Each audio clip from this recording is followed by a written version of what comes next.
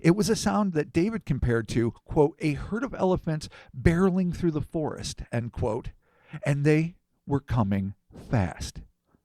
The decision now made for him, David barked his orders. Get back to the river and get on the damn radio and tell them we're coming in hot.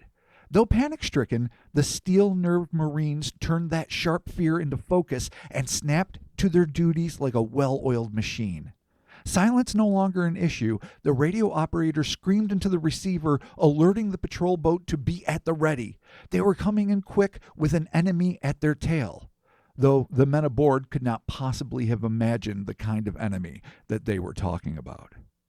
Others swiftly paid out their amazing array of weapons. Go back to the first episode. We do a fucking catalog, and it's nuts. Hell yeah. They're like Predator fucking stacked with weapons, these yeah. guys.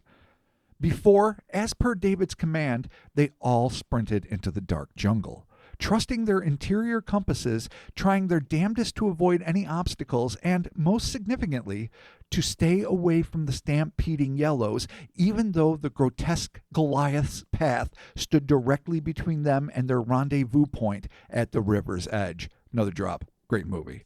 Disturbing, but great movie. River's Edge. Yeah. Like any proper leader, David waited for his men to move, then followed, dashing behind them, trying to ignore the branches slashing at his face as the jungle blurred past his watering eyes. He recalled that he'd never moved so fast in all of his life, realizing that if he didn't haul ass, the big yellows would be all over them, and this time there'd be no hiding. David could hear as the massive crunching footfalls seemed to separate, heading off into different directions, each seemingly in pursuit of a different group of men. It was then that the area around him suddenly became easier to see. David's stomach dropped as he realized this was due to the ever-intensifying glow of one of the quickly incoming entities.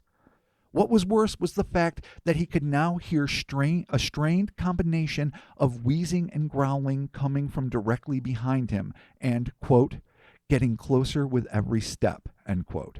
Worse yet, these strange sounds were, quote, again, accompanied by the feeling of warmth on his back, almost like hot breath, but it was only inches from his body, end quote. And that's a disturbing thought. What you just feel the wet snot, the heat. Yeah, gross, man. Just getting it. Especially you're already in the jungle, you're trying to move real quick, and this thing and you could trip at any second. It's literally on your ass.